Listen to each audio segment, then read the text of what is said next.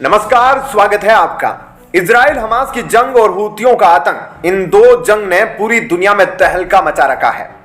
वर्तमान में जिस तरह से हर एक मालवाहक जहाज पर हूती विद्रोही हमला कर रहे हैं, उसने यकीनन अब भारत समेत कई देशों को मजबूर कर दिया है कि वह हूतियों के खिलाफ जंग का ऐलान कर दे।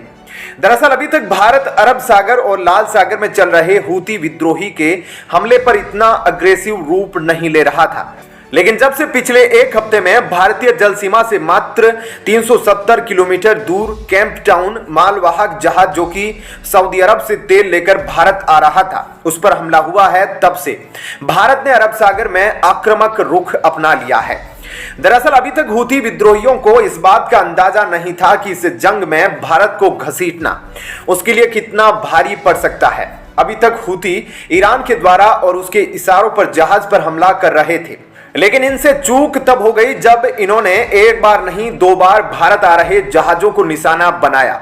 इसके बाद भारत ने एक नहीं दो नहीं बल्कि 3 युद्धपोत अरब सागर में तैनात कर दिए, जिसके बाद अब ईरान और हूती विद्रोहियों के मन में मौत का खौफ बैठ गया है, क्योंकि सुरक्षा इतनी कड़ी हो गई है कि परिंदा भी एक बार अरब सागर में घुसने से पहले 1000 बार सोचेगा कि कहीं भारतीय मिसाइलों का वह शिकार न हो जाए। जहां भारत का पहला युद्धपोत जो अरब सागर में तैनात हुआ है वह है आईएनएस मोरमुगाव। इस युद्धपोत में अत्याधुनिक सेंसर लगे हैं जो दुश्मन के हमले का अंदाजा लगा सकते हैं, और हथियारों से लैस यह दुनिया का सबसे आधुनिक घातक मिसाइल कैरियर डिस्ट्रॉयर है। यह युद्धपोत जमीन से हवा में मध्यम दूरी तक मार करने वाली मिसाइलें, जमीन से जमीन पर मार करने वाली घातक मिसाइल ब्रह्मोस से लैस है जो मिनट में दुश्मन के परखच्चे उड़ा सकती है। इतना ही नहीं, समंदर के भीतर दुश्मन की पनडुब्बियों को निशाना बनाने के लिए इसमें देश में ही बने टॉर्पीडो, ट्यूब लॉन्चर और रॉकेट लॉन्चर भी लगे हैं। यह युद्धपोत परमाणु, बायोलॉजिकल और केमिकल युद्ध की स्थिति के लिए पूरी तरह से तैयार है। इसमें आधुनिक सर्विलांस रडार सिस्टम लगा है जो दुश्मन के हमले का सटीक आंकलन करने में सक्षम है। अगर अब की बार हूती विद्रोहियों की तरफ से कोई भी हमला हुआ तो यह युद्धपोत यह नहीं देखता कि हमला किसने किया है, यह सीधा हमला करता है। इसके बाद भारत का दूसरा जहाज है आईएनएस कोची। 7500 टन वजन के साथ 30 नॉट्स की स्पीड से चलने वाला यह भीमकाय जहाज जब समुद्र में चलता है तो दुश्मनों को अपनी मौत आती दिखती है। यह एक दो नहीं 16 सुपरसोनिक ब्रह्मोस मिसाइल से लैस है।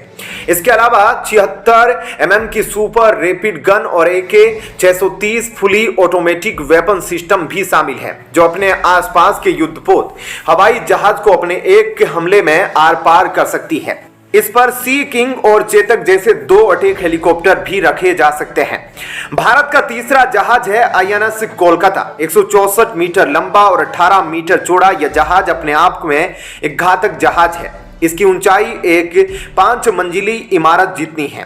पहली बार भारतीय नौसेना के किसी युद्धपोत में 3D रडार इस्तेमाल किया गया है। यह BrahMos missile 76 mm gun, 2 rocket launcher, anti submarine rocket launcher से लैस है।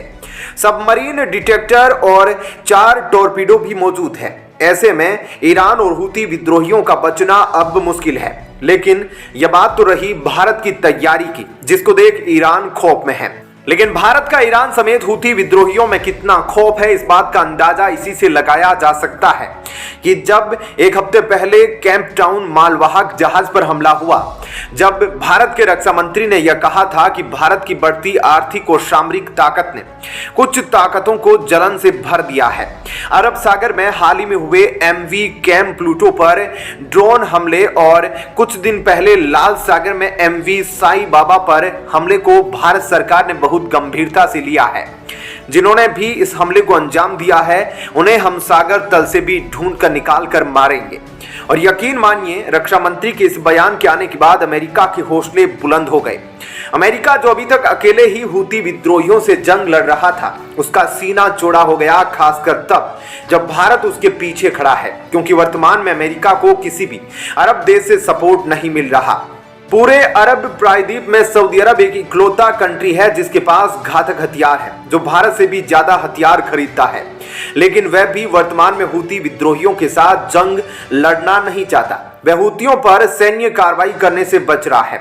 और इसका कारण यह है कि सऊदी अरब 2014 से यमन में चल रहे गृह युद्ध में हूती विद्रोहियों के साथ फंसा हुआ है और वहां पिछले कुछ वर्षों से लगातार सऊदी अरब और हूती विद्रोहियों के लीडर्स के बीच बातचीत हो रही है ताकि सऊदी अरब आराम से यमन से चुपचाप निकल सके।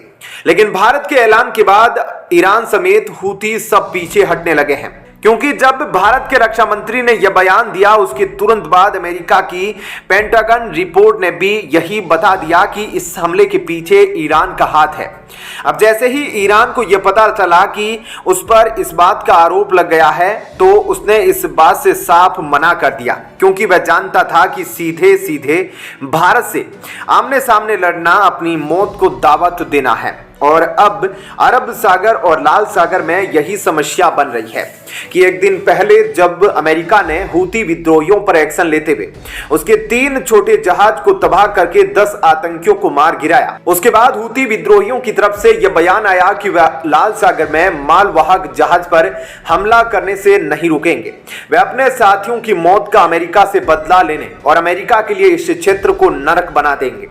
लेकिन अब लाल सागर में हूती विद्रोहियों को लेकर काफी चीजें साफ हो रही है, जैसे कि ईरान इस क्षेत्र में विश्व युद्ध शुरुआत करने के लिए अकेला नहीं है, बल्कि उसके पीछे चीन और रूस जैसे देशों का हाथ है। जहां हूती विद्रोहियों ने यह घोषणा कर दी है कि रूस के किसी भी जहाज को लाल सागर और अरब सागर में किसी भी तरह का कोई नुकसान नहीं पहुंचाया जाएगा। इसके बाद एक संभावना यह उठती है कि क्या भारत आ रहे जहाज जिस पर सऊदी अरब से तेल आ रहा था उस पर इसलिए हमला किया गया कि भारत ने रूस से तेल आयात करना काफी कम कर दिया है। क्या इस हमले के पीछे रूस का कोई एंगल था? और अभी जो खबर निकलकर सामने आ रही है उसके मुताबिक हूती विद्रोहियों के पूर्व प्रवक्ता अली अल बुखेती ने कहा कि लाल सागर में हो रहे जहाजों पर हमलों को सभी देशों को और खासकर इजराइल को सीरियस लेना होगा, क्योंकि ईरान अगली प्लानिंग डायरेक्ट इजराइल की राजधानी तेल अवीव पर मिसाइल अटैक हमले की कर रहा है।